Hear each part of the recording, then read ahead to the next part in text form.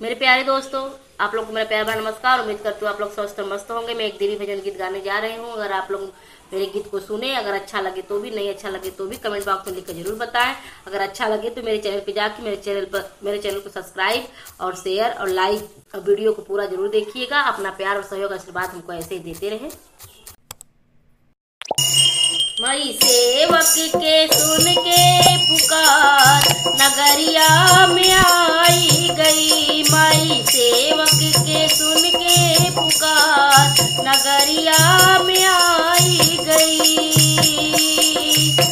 रिया में आई गई, नगरिया में आई गई, नगरिया में आई गई, नगरिया में आई गई। माई सेवक के सुन के पुकार नगरिया में आई गई। माई सेवक के सुन के पुकार नगरिया में आई गई।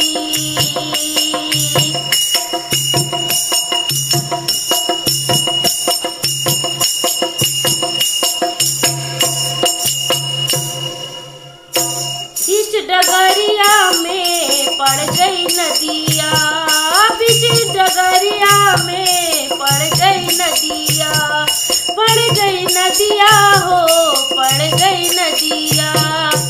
मको कितन उतारही पार वो के जुड़ावाई गई। मको केवटी उतारही पार वो के जुड़ावाई गई। माई सेवक के सुन के पुकार नगरिया में आई गई। माई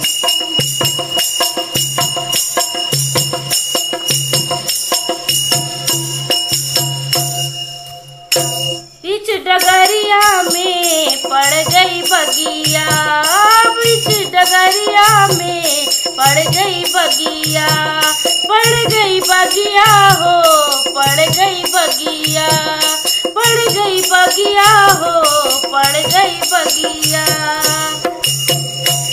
मको मालिनिया पहिरावे हार वो के जुड़ावाई गई। मको मालिनिया पहिरावे हार वो के जुड़ावाई गई। माई सेवक के सुन के पुकार नगरिया में आई गई।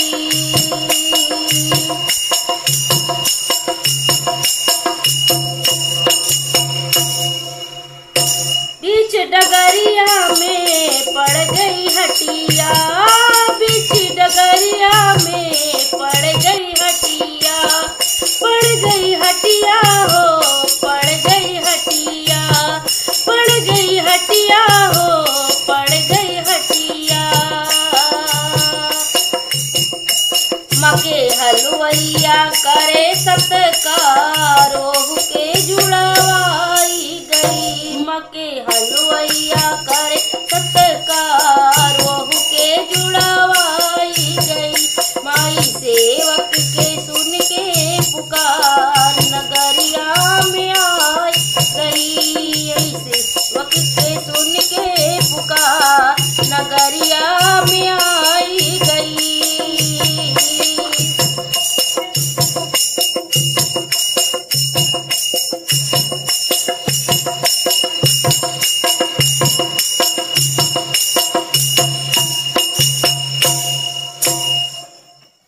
बीच डगरिया में चंचल के कुटिया, बीच डगरिया में चंचल के कुटिया, चंचल के कुटिया हो, चंचल के कुटिया, चंचल के कुटिया हो, चंचल के कुटिया।